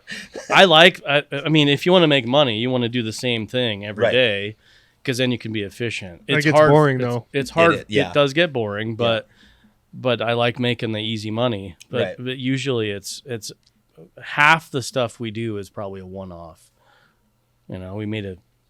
So you don't get to do a lot of 454 boat engines from the 80s. No, we do. Even that's not off the shelf though. That's You're kinda- still making. Yeah. That's kind of like us Nothing with just track bolt on. homes. It's still a one-off. Track homes Yeah. for you is probably Track homes is just everything's next, cut next, and paste, next. cut Yeah. and paste, cut and paste. Custom homes are a little more money because we got to do one-offs. Right. Everything's designed once. So I can see where you're. But the track homes, you're probably making less money per home though, right? Oh yeah, we Yeah. make way less money per home, but we do 100 homes versus one home. So it's pros and cons. Yeah. Yeah, we'll do it. Right. I like repetitive stuff, but that market left us. We were so late to the table with a CNC machine. Right. Everyone already had one, so everyone already had a CNC program for an LS. Right. So we did one for practice, and it's really cool, but like there's no market for it. There's Right. guys whoring that out for $600 a pair. Right. It's not worth my time. Right. You know, if we're building you a motor, yeah, I'll port your heads for $600 because that's Yeah. what Joe Blow's doing it down the street for. But we're making money on the whole build, not just porting. But yeah, it's a tough deal. So I'm going to change the subject real quick for a minute just to get it on the Just podcast. one goddamn minute, Eric. We have to we have to stress to our listeners and our viewers that if you guys want to ask a question, send an email. We've got a ton of followers now, but no do. one's like, Yeah. "Hey, where's Alex getting his testosterone?" Or, "Hey, why is Ageless Eric, male. why is Eric so Estrogen short?" RS. Yeah. Like, just send in some questions. Yeah. So I'd like to connect better. Yeah. You know what you really should do? You guys have a Facebook page. Yeah. Yeah. You guys should set up a live Every time you guys do a podcast, do a live feed on Facebook. That way they can comment and Drew can watch it. Yeah. And they can ask questions and you guys can bullshit about it. That's true, yeah. I was looking at, I looked at all this. I've been following your podcast since you did your first, your test with nobody in the middle. Yeah. And I think that would be awesome to get somebody on here or get some interaction with your crowd. And, like my buddy, I asked you before I came if it's going to be live because my buddy was going to watch and, it would be cool to get a live Facebook. It would. Even if we did once every now and again, do a live one. Yeah. Not every time, just maybe once, Q&A type deal. Mm-hmm. Yeah, that'd be cool. It's a good idea. Especially even though it's on a little bit of a delay, it's a couple seconds, so it wouldn't be a big deal. Yeah, it's like all Drew needs is a couple seconds. Two pumps of squirt and snore. Yep. That's what he's got. Yep. Yeah. Drop the hammer and go. You're supposed to rub one out first. Yeah. You got to choke the chicken before you go on the date. That way you're not so excited. Yeah. You don't want to release. Why are you turning red, Drew? You don't want to release a single. You want to release an album. That's right. Yeah. And usually bands, their first album's the best because they have a lot of time to build to that. It's when you don't have that much time, you just throw an album out there. It's not your best album. You know what I mean? Very true. Very true. Yeah. No doubt. What's one really important lesson that you've learned about having your own business versus working for somebody? It never shuts off. Yeah. For sure. I think about work. My wife and I go to dinner. We talk about work. Right. It's just a never-ending story.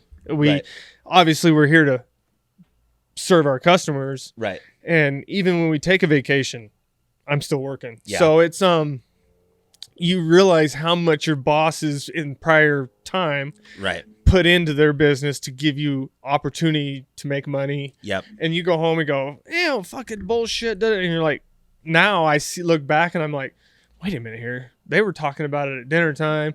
They were making sure I had stuff to do the next day. They were making sure their customers are making sure they were home so I could go do my stuff the next day. So there's a lot more to it behind the scenes stuff that you just didn't realize as an employee. Yeah. The ton of backroom stuff that I didn't think about either. I just thought backroom stuff. Yeah. I don't have one of those yet. No casting couch like fucking Herbert's house. Yeah, but, no doubt. No, I think just even every morning I went to work for somebody, I had a job to do. Mm-hmm. Well, somebody has to schedule that job. Somebody has to find that job. There's a lot of things that go into it besides just going to work, doing the job, going home, and the next morning you wake up, you have another job to do. Yep. There's a lot that goes into it. Yeah, I used to go into work and be like, what am I doing today? Now I'm like, shit, he had to spend time in the morning or the night before to schedule what I'm doing the next day, along with a bunch of other employees. Yeah. It's just not that cut and dry. And even last year in September, we went to Europe for 3 weeks, and that was the first time. Yeah, that's what rich people do. Yeah. Yeah. Not race sprint cars. But yeah. I don't race sprint cars. Oh, yeah. No. I don't race tractors. Come on. I'll leave that up to Nick. Yeah. But no, it was one of those things that was the very first time since I started my business. I shut my phone off for 3 weeks and didn't check it. One, because Drew's wife, Tara, handles shit and nobody gives her grief because she fucking handles her own. And two, my other guy, my second in charge, handles it really well. But it was the first time since I started my business that I didn't have to deal with it. I haven't done it since, but it was really relieving, but also at the same time it was really scary. Absolutely. Hopefully it's working. Probably 3 days before you didn't. Oh yeah. Not relax. The only saving grace was the time change, because by the time morning was coming, we were going in tonight, and I was drunk enough that I didn't care at the point. So my wife and my kids go on vacation a lot. Right. I stay home work, and my wife, she's like, why don't you go on vacation with me? I'm like, I have more anxiety leaving my company it's so stressful than staying home and working. So I'll just stay home and work. You go have fun. Right. We'll figure it out later. I want you to have fun, but at the same time, it's so stressful to not. And I was forced to do it, and it was by the first week was over. I was like, yeah, this is pretty fucking good. And then as soon as I came back, I went right back into doing what I did. You're like, fuck, why did I leave? God damn it. Yeah, exactly. Which everything went really well, but at the same time, you're still just like, oh, I have to order this, I have to do that, I have to do this, and it's tough. For sure. Yep. Do you go on vacation a lot, Eric? I mean, probably more than I should, but if you ask me, not enough. Right. but it's stressful. It's 3 days. It's like 3 days of prep, writing lists in the middle of the night, and then you got to manage everything to be gone, and then it's 3 days to unwind and finally enjoy. And usually it's a 5-day trip. So Right. Exactly. Yeah. like I got relaxed, and then we're getting on the plane to go home. Yep. And I'm Yeah, like, exactly. Shit. Yep. We went to Arizona in January to go racing for a week down there. Warmer weather. I like going down there. Right. And the anxiety of like, I got to answer the phone, we race at night. Right. So I could work during the day, but I'm like, I don't want to talk to you on the phone. Yeah. But I got to. I have to. Nobody else is there to do it because Right. we're so small. So it was definitely, it's fun, but it's stressful. Yeah, absolutely. It's tough. You have to go back to you're building your own business, and that's what it takes. But it's yours, Right. Mhm.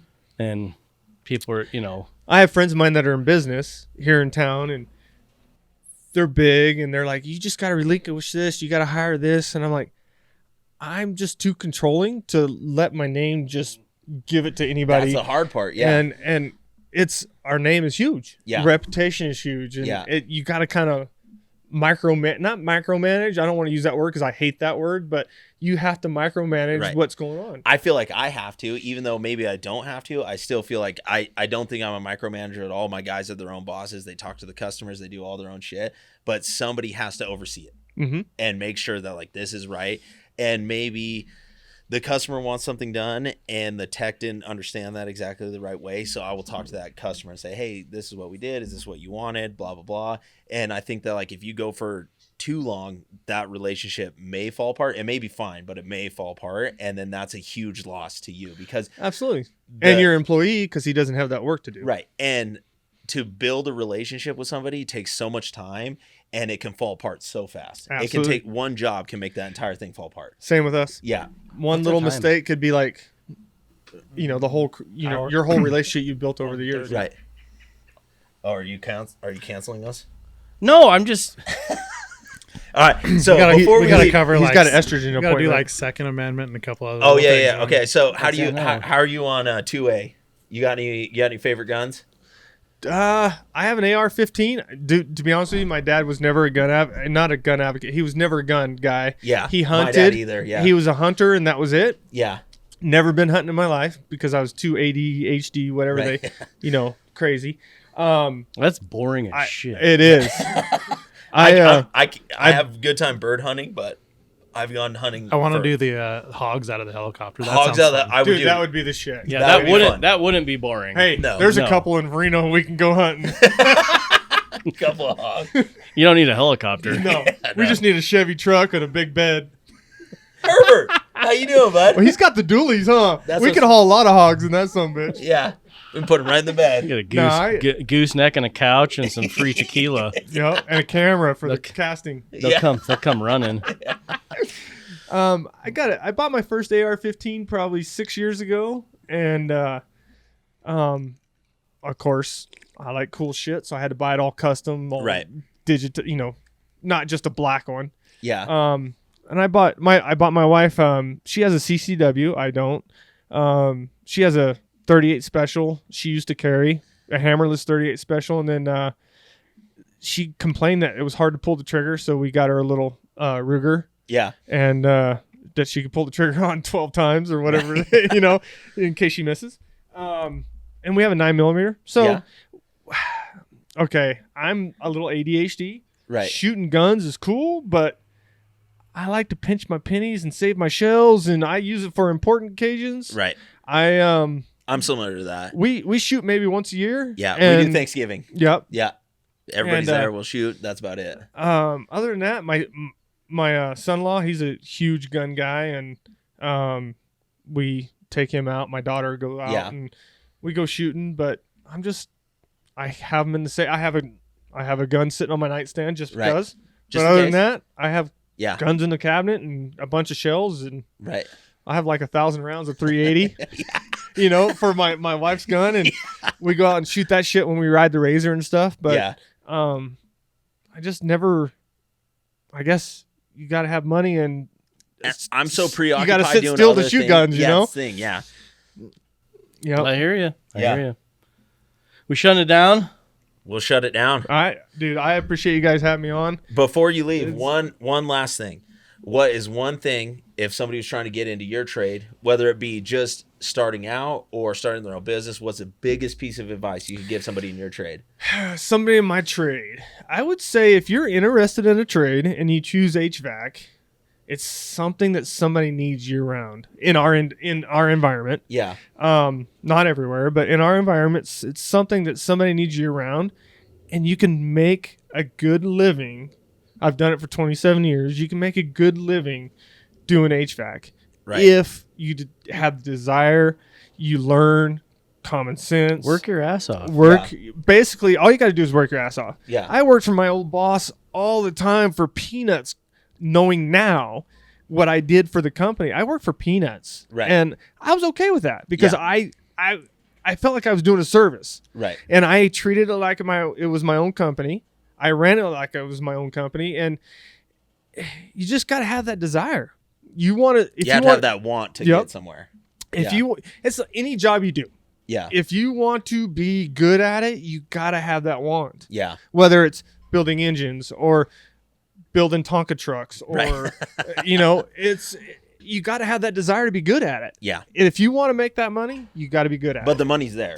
The money's there to make. Yeah. And I tell my guys all the time, you may not be making this in 3 months, but you got to make it in 3 months to make it. So, it's, I don't know, you just got to have that desire. Yeah. And I've always had that drive to make money and the desire to not be like my parents. My parents lived check to check, and I'm like, man, I don't want to live like that. And starting early, we had kids. My wife was a sophomore in high school. I was a junior. We had a kid in high school. Right. And I told myself, and she's the same way, like, excuse me, we don't want to live check to check. Right. We want to do something, make ourselves. And even before you owned your own business, though, you provided a really good life for your wife and kids and everybody. Absolutely. Yeah. To be honest with you, you can't start a business on nothing. No, you can't. So we worked our asses off to get to that point where we can be like, screw it, we're going to start our own company. Yeah. So she had a business of her own for 18 years. So she already knew what it was like to maintain and make money. So she has since retired from that because our business got so busy. But we both had that desire to give something to our kids that we never had as a child. Nothing against my parents. Right. They raised me. Yeah, I get it. I am who I am because of my parents. But it's something that you got to put in yourself. No, you're not giving it. Yeah. It's not given to you. No. Yeah. You got to want it. You got to want it. Yeah. Absolutely. Eric, anything else before we call this thing? Write in questions. Yeah. Torque and horsepower. And you can do it on Instagram, Facebook, anywhere. Yeah. Or Spotify. There's also a question and answer. Yeah. Ask him about his deck. Yeah. Drew's Not the his only dick, but his deck. Yeah, his deck. Yeah. We're asking Herbert. I got a about big his deck. Yeah. I got a big, huge, massive deck. He has a massive deck. The deck is actually not as big as it would be for how much metal is in it. Oh my goodness. Dude, Build a house on top of it. I think you could drive a tank up on that someday. Probably. We should post more photos of projects and tractors and guns. Yeah, in your spare time, Drew. This is the what we need to podcast. do. Yeah. When you're not building engines and jerking off at home with your hammer. On that note, thank you for visiting Torque and Horsepower tonight. Hey, thank you for Have having a good me. night. Thanks, Shawn. Shawn, thanks.